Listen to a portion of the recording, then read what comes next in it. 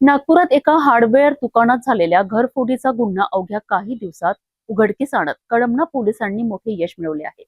विशेष म्हणजे या चोरीच्या प्रकरणात 5 विधी संघर्षग्रस्त बालकांचा सहभाग समोर आला असून पोलिसांनी चोरीतील संपूर्ण मुद्देमाल जप्त केला आहे। 2 ते 3 जुलै दरम्यान कळमना पोलीस ठाण्याच्या हद्दीतील जुना कामठे रोड परिसरात असलेल्या देवकर तार स्टील इंडस्ट्रीज या हार्डवेअर दुकानात घरफोडीची घटना घडली होती। दुकान मालक विक्रम कुकरेजा यांनी दुकान बंद करून घरी गेल्यानंतर अज्ञात चोरट्यांनी दुकानाचे मागील शटर तोडून आत प्रवेश केला आणि सॅमसंग कंपनीचा मोबाईल, नळाच्या फिटिंगचे सुमारे 350 पार्ट्स तसेच 50 ग्रॅम वजनाचा चांदीचा शिक्का असा एकूण 69,500 रुपयांचा मुद्देमाल चोरून नेला होता।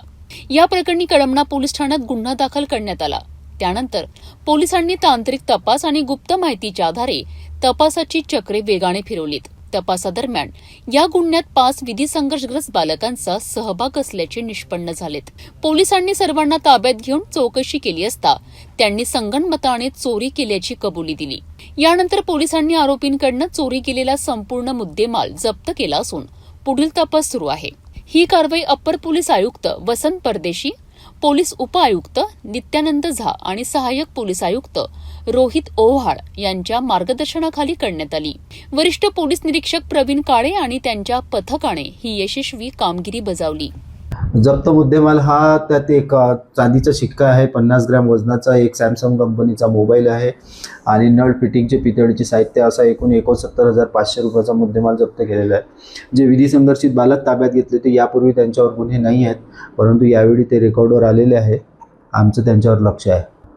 हे विधी संघर्षित बालक शिक्षण शिकत नाहीत, यांचे आई वडील सकाळी कामाला जातात, सायंकाळी घरी परत येतात आणि दिवसभर हे असेच एरियामध्ये फिरत असतात।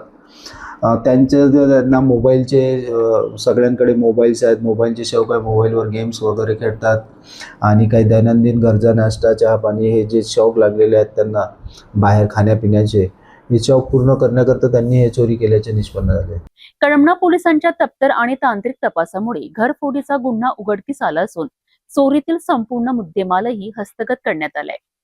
नागपुरातील वाढत्या गुन्हेगारीवर अंकुश ठेवण्यासाठी पोलिसांची कारवाई सुरूच आहे।